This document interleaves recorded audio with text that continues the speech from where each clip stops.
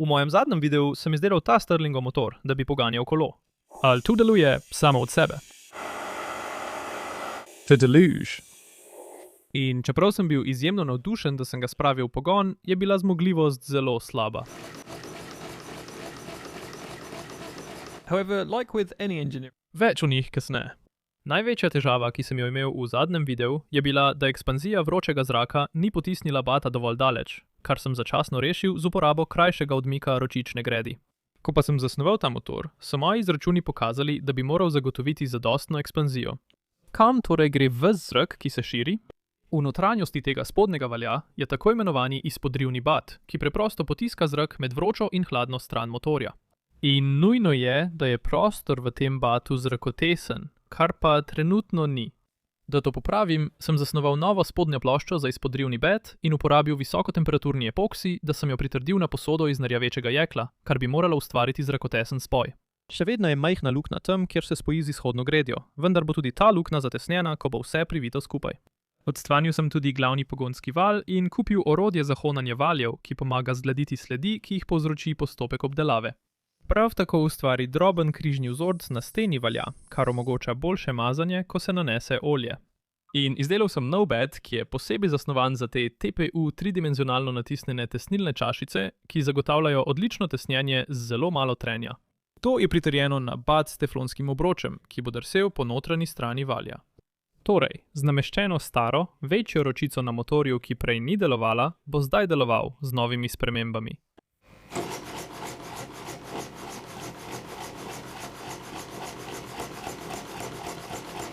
Ne samo, da zdaj deluje s pričakovano količino raztezanja, ampak večji zamik ročice pomeni tudi večji navor. Poleg tega pa se vrti pri višjih obratih. Vendar pa raztezanje zraka ni edina stvar, ki ustvarja moč, saj moramo zrak tudi skrčiti s hlajenjem, kar je naloga te strani motorja. zato so tu rebra za zračno hlajenje in cevi za vodno hlajenje. Vendar pa voda hladi le zadnji del motornega bloka, saj je ta del ločen od tega dela z majhno tesnilko. Tako ima zračno hlajeni del težave z ohlajanjem med temi stacionarnimi testi. Zato sem ga odstranil iz motorja in naknadno strojno obdelal nekaj vodnih hladilnih kanalov na spodnji strani bloka. Kar verjetno ne bo enakomerno ohladilo celotnega bloka, a bi moralo vsaj malo pomagati. Prav tako se zrak, ko se ohlaja, skrči in ustvari vakuum v notranjosti motorja. Toda ti tesnilni obročki na batu delujejo le, ko je pritisk na eni strani, saj se obroček razširi in tesni ob stenah valja. Če pa je na tej strani vakuum, bo zrak preprosto stekel mimo tesnila. Zato sem prilagodil bat tako, da zdaj uporablja dva tesnilna obročka, nameščena v nasprotnih smereh, kar bi moralo ustvariti tesnjenje tudi pri vakuumu. To dvojno delujoče batno tesnilo tudi precej olajša zagon motorja, saj ko se zrak skrči in ustvari vakuum. Batu ni treba premagovati kompresije, preprosto ga vleče in potiska v obe smeri. In pridobili smo dodatnih 100 obratov na minuto. Do zdaj sem se osredotočal na segrevanje in hlajenje zraka. Vendar je zelo neučinkovito, da moramo zrak segrevati in nato odvečno toploto vsakič odvajati skozi vodno hlajenje. Ampak obstaja način, da del te toplotne energije recikliramo z uporabo regenerativnega izmenjevalnika toplote. Zdaj, to se sliši veliko bolj zapleteno, kot v resnici je, saj je regenerativni izmenjevalnik toplote preprosto material z veliko površino in dobro toplotno prevodnostjo. Na primer, kot fina jeklena mreža, ki je nameščena med vročo in hladno stranjo motorja, skozi katero je zrak prisiljen teči.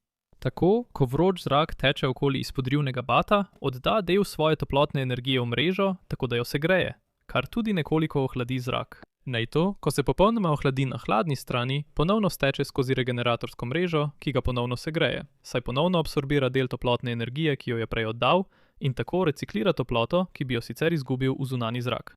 To pomeni, da je potrebne manj energije za segrevanje zraka in da mora hladna stran odstraniti manj toplote. Tradicionalno bi bil ta regeneratorski material nepremičen znotraj valja motorja. Vendar ga želim namestiti na zunanjo stran izpodrivnega bata, kar v bistvu opravlja isto nalogo. Zato sem odrezal tanek silikonski trak, da ga ovijem okoli zunanje strani izpodrivnega bata. To bo izoliralo material regeneratorja od izpodrivnega bata, hkrati pa mu bo omogočilo, da se oprime bata in, upajmo, preprečilo, da bi zdrsnil dol. Nato sem kupil fino mrežico iz nerjavečega jekla, ki jo lahko izrežem v pravo obliko in ovijem okoli silikonskega traku, ter jo pritrdil z bakreno žico.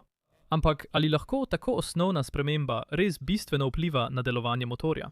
No, namestimo ga nazaj v motor in poglejmo, kaj se bo zgodilo.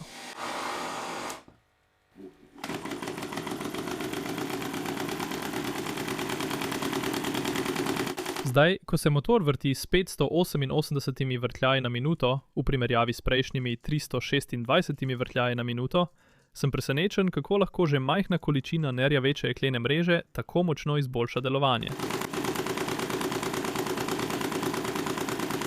Čeprav ne zveni povsem pravilno, vsaj za Stirlingov motor, skoraj zveni kot motor z notranjim izgorevanjem. Čeprav ni izgorevanja, vsaj ne znotraj motorja. Ko se je motor upočasnil, sem opazil, da je ta vijak na ročici ohlapen, kar je verjetno povzročalo ropotajoč zvok. Opazil pa sem tudi nekaj zibanja na tej osi, ki je povezana z delovnim batom. V prvem delu tega projekta sem tukaj uporabil teflonski tulec, da je gred lahko gladko tekla. A je imel preveč zračnosti, zato sem ga nadgradil z linearnim ležajem. Vendar se zdi, da je tudi ta dobil nekaj zračnosti. Na koncu sem naročil nekaj različnih znamk visokokakovostnih, dragih ležajev in preciznih osi. Vendar se zdi, da imajo vsi nekaj zračnosti. In mislim, da je to zato, ker so zasnovani za gladko drsanje vzdolž osi z minimalno zračnostjo v tej smeri. Ampak jaz potrebujem zelo malo rotacijske zračnosti, kar bi običajno rešil tako, da uporabiš dva ležaja skupaj. Ker pa v svoji trenutni zasnovi motorja za to nimam prostora, moram izdelati svoj lasten linearni ležaj. Zato sem obdelal majhen del, ki ima 4 navojne luknje, na katere lahko pritrdim zelo majhne kroglične ležaje. To ustvari kanal v oblike črke V, po katerem bo gred, upam, gladko drsela, ta del pa lahko pritrdim na zadnjo ploščo motorja. Z drugim ležajnim blokom, ki drži še 2 ležaja, pa gred stisnem na eno samo os gibanja. In zračnost je praktično odpravljena. Preden sem izvedel še en test, sem želel preveriti, ali je material regeneratorja v redu, vendar je bilo po odstranitvi valja očitno, da je prišlo do težave. V motorju je bil čuden bel prah, ki je očitno prihajal iz silikonske plošče in bil je povsod. Vendar pa se je po odstranitvi mreže zdelo, da je zgorela le zgornja plast silikona, saj je najbližje vročemu pokrovu. Zato sem se odločil za hitro in enostavno rešitev. Odrezal sem to zažgano plast in skrajšal regenerator. Poleg tega sem podvojil debelino mreže, da bi nadomestil izgubljeni material. Čeprav uporaba plinskega gorilnika za pogon tega motorja dobro deluje, je precej glasna, kar pokvari značilnost Stirlingovega motorja, ki je sicer zelo tih. Zato sem želel izdelati bolj trajen gorilnik, ki ne bo tako glasen. Moja ideja je, da iz te bakrene pločevine naredim hladilno rebro z veliko površino, saj bo prevajalo toploto iz ognja na vročo stran motorja. Hladilno rebro uporablja 5 plošč z množico obdelanih lukenj, ki omogočajo prehod toplote. Luknje v vsaki plošči so zamaknjene, tako da toplota nima neposredne poti skozi in se, upajmo, čim bolj prevaja v bejker. Nato ga lahko neposredno privijemo na vroči del motorja. Za začetni preizkus sem kupil ta majhen gorilnik na metilirani alkohol, da vidim, ali bo poganjal motor. Po nekaj minutah se je bejker začel oksidirati in izgubljati svoj sijoč videz, motor pa še vedno ni bil dovolj vroč, da bi deloval. Zato sem dodal nekaj ognjevarne varilne odeje, da bi motor izoliral in omogočil višjo temperaturo, vendar se še vedno ni dovolj segrel. Nato sem kupil nekaj stenja za alkoholni gorilnik, da bi izdelal svoj gorilnik in opravil nekaj testov s segrevanjem vode. Z merjenjem dviga temperature vode lahko izračunam toplotno energijo, ki jo proizvaja plamen, kar je bilo pri enem stenju v povprečju nekaj več kot 200 vatov. Zato sem izdelal poseben gorilnik iz jeklene pločevinke in uporabil 4 stenje, v upanju, da bo proizvedel 800 vatov toplote ter pločevinko napolnil z metiliranim alkoholom. Ker je bil tudi bakreni hladilnik izoliran, se je temperatura motorja lahko dvignila precej višje. Zdaj pa imamo še en problem. Nekaj od tega gori na tisti stvari. Ko sem pogasil plamene, sem želel vsaj zagnati motor, zato sem gorilnik napolnil z več metiliranega alkohola in nadaljeval s segrevanjem. In ko je bila vroča stran motorja na 240 stopinjah Celzija, je motor začel delovati. Zelo zadovoljivo se mi zdi, ko na eni strani vidim plamen, na drugi pa gibanje, ki ga popolnoma povzroča segrevanje in ohlajanje zraka. A hkrati se zdi tudi kot velik korak nazaj glede izhodne moči. Torej, preden porabim še več časa za izdelavo pravega gorilnika za to stvar, mislim, da se bom vrnil k zanesljivemu plinskemu gorilniku, ker vem, da ta proizvede dovolj toplote za pogon motorja. Razmišljam, da bi ga preprosto namestil na sprednji del kolesa, tako, kar bi izgledalo nekoliko smešno, ampak za prve testne vožnje bi moralo biti v redu. Potem moram izdelati sklopko, ki bo nadomestila ta vztrajnik, da bomo lahko poganjali zadnje kolo. In prav tako moram dokončati dodajanje vodnega hlajenja z lastno integrirano črpalko in radiatorjem, samo da vidim, ali bo to dejansko poganjalo kolo. Če bo delovalo, bom lahko porabil še nekaj časa za optimizacijo in da bo ta gorilnik pravilno deloval. Zato sem odstranil gorilnik in sklop valja, da sem razkril ne preveč lepo videti bakren hladilnik. Ko pa sem ga odstranil iz vročega pokrova, sem pomislil, da bi morda moral poskusiti povečati notranjo površino vroče strani, da bi zrak učinkoviteje segrel. Nažalost je to težko obdelati v pokrov iz nerjavečega jekla. Ampak hitra in enostavna ideja, ki sem jo imel, je bila, da odrežem nekaj iste žične mreže, ki sem jo uporabil za regenerator, in jo namestim v ta pokrov s pomočjo teh majhnih zatičev. To verjetno ni tako dobro kot strojno izdelan hladilnik, ampak je enostavna predelava in vredna poskusa. Nato sem zasnoval nosilec, ki se pritrdi na ročaj gorilnika in hkrati objame okvir kolesa. Imamo popoln kot, da držimo šobo gorilnika tik ob vročem pokrovu motorja, kar izgleda precej smešno, ampak mi prihrani, da bi jo moral držati sam. Naslednji korak je izdelava sklopke, za kar potrebujem nov vztrajnik, ki sem ga natisnil s 3D tiskalnikom in uporabil vijake, da sem povečal njegovo težo. Za material sklopke sem nato kupil ta plutovinasti material, vezan z nitrilno gumo, ki naj bi zagotavljal dobro količino trenja in ima na eni strani lepilo, da se dobro prilepi na vztrajnik. Za drugo sklopčno ploščo sem se odločil uporabiti brusni papir, saj je poceni in nudi odličen oprijem proti gumiranemu plutovinastemu materialu, pri čemer je potrebnega zelo malo pritiska. Ko je brusni disk izrezan, ga lahko preprosto pritrdim na sklopčno ploščo z obojestranskim lepilnim trakom. Seveda ta sklopka verjetno ne bo prenesla velike količine moči kot prava sklopka motorja, vendar bi morala za moč, ki jo daje ta Stirlingov motor, povsem zadostovati. In ti dve plošči lahko stisnem skupaj z majhno ročico, ki sem jo zasnoval v nosilcu sklopke, ta pa bo potegnjena s kablom. Torej, ko je vse sestavljeno, z majhno vzmetjo med ploščama, lahko sklopko namestim na okvir kolesa. In lahko speljem nekaj cevi do krmila, kjer lahko namestim zelo preprosto ročico sklopke, ki jo upravljam s palcem. Ta ročica sklopke je sestavljena samo iz dveh delov in vleče kabel, ki upravlja sklopko na zadnjem delu kolesa. S pritiskom obeh plošč skupaj naj bi se vklopil pogon na zadnje kolo. Torej, prižgimo gorilnik in preizkusimo zadevo.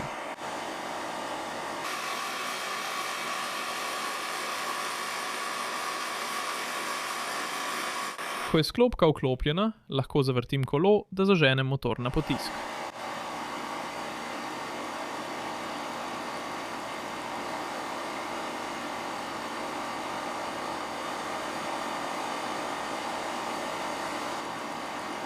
Ampak poglejte, kaj se zgodi, ko izklopim sklopko.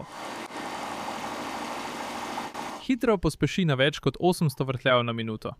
In lahko ponovno vključim sklopko, da zmanjšam število vrtljajev, medtem ko pospešujem kolo do želene hitrosti.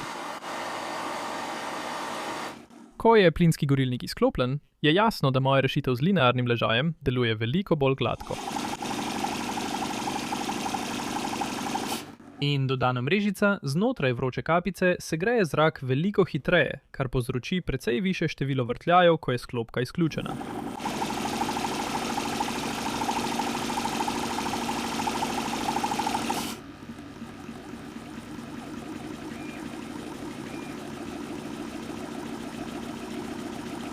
Zdaj potrebuje le še svoj integriran sistem vodnega hlajenja, za katerega sem se odločil uporabiti računalniški radiator, saj so poceni in uporabljajo enake cevne priključke kot moj motor. Radiator pa se lepo pritrdi v ta del okvirja.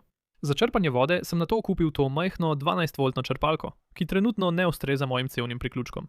Namesto da bi kupil ustrezne adapterje, sem se odločil preoblikovati zgornji del črpalke in ga natisniti na svojem Formlabs Form 4, ker mi to omogoča, da ustvarim majhen rezervoar na črpalko, kar olajša polnjenje sistema. In cevni priključki se lahko privijajo brez potrebe po kakršnihkoli adapterjih. Ko je enkrat nameščen na okvir motorja, so vnaprej določeni koti na teh priključkih veliko bolj primerni, da cevke vodijo proti motorju in radiatorju. In lahko uporabim majhen lijak in cevko, da napolnim sistem z vodo. Ta črpalka je sicer namenjena za 12 voltov, vendar ko povečam napetost na 12 voltov, začne kavitirati in postane res neučinkovita.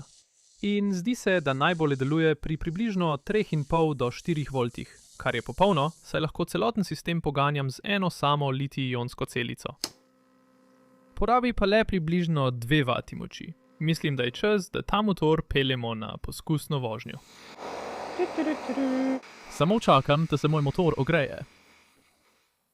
Prav, medtem ko se še bolj segreva, ga bom morda malo zapeljal, ker me skrbi, da se bo hladilnik preveč segrel, če ne bo imel pretoka zraka. Povem vam, da mi greje noge takoj potem. Prav prijetno je pravzaprav. Je kot da bi imel ogrevan sedež. Še nikoli nisem imel ogrevanega sedeža na motorju. O, zdaj pa deluje.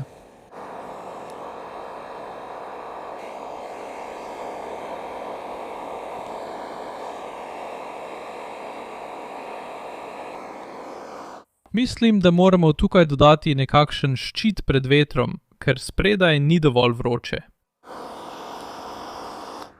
V redu, zdaj sem naredil zelo domač vetrobran, da bo zdaj, upajmo, dovolj vroče.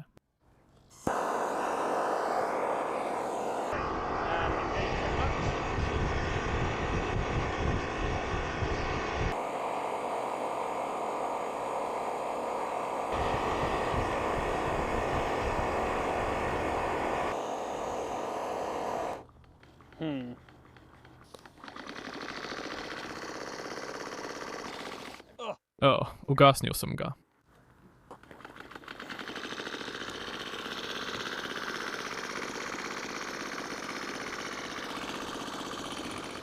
Ima nekaj moči. Čutim jo čisto malo. Samo ni je veliko. Mislim, da ima morda 30 vatov, v najboljšem primeru. Povem ti pa nekaj. To deluje kar dolgo časa. Potem sem pomislil, da bi morda deloval bolje pri višji hitrosti, saj bi dodatni pretok zraka pomagal ohladiti hladilnik in hladno stran motorja, kar bi ustvarilo večjo temperaturno razliko in morda omogočilo, da motor deluje pri bolj optimalnih obratih. Zato sem se poganjal do hitrosti in vklopil sklop.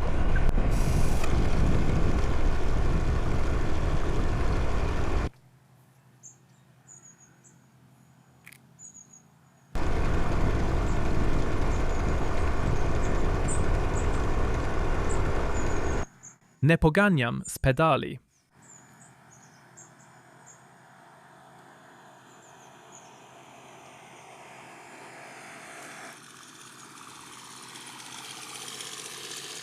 Ever seen a Stirling engine-powered bike before? Can't say I have. Dober dan, gospod. Dober dan. Kaj za vraga je to?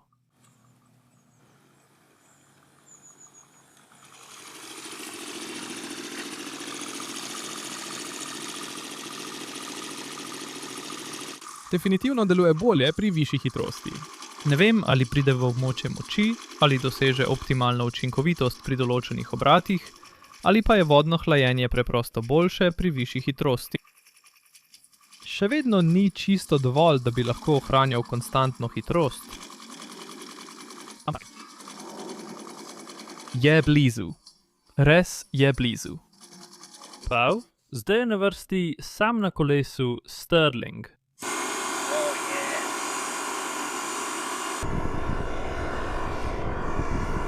Zanimivo bo videti, kako bo samo všeč to kolo, ker je približno 20 kg lažji od mene. Tako mu bo majhna pomoč motorja morda pomagala nekoliko bolj kot meni.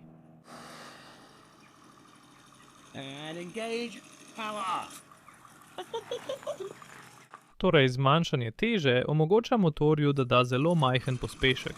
Ampak kako bo delovalo, ko bo Sam to preizkusil pri večji hitrosti?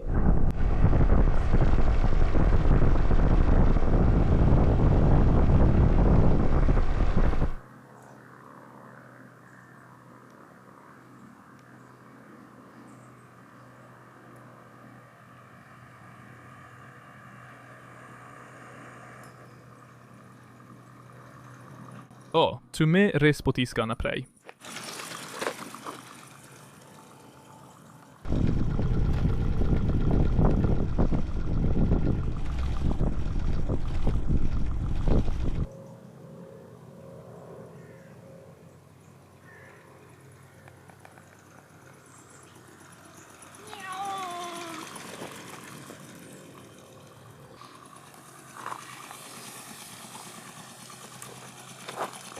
Prav kul se sliši.